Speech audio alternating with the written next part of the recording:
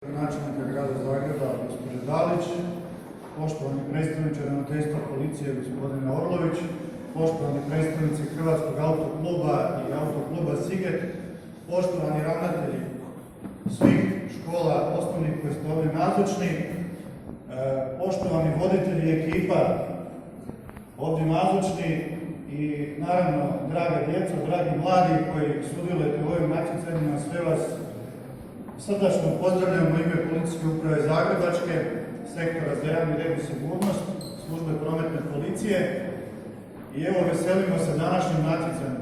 Sama činjenica da se radi o 23. natjecanju dovoljno govori o nastojanjima vaših voditelja ekipi i ravnatelja da evo i vama najmlađima približimo teme koje su vezane uz sigurnost cestovnog prometa.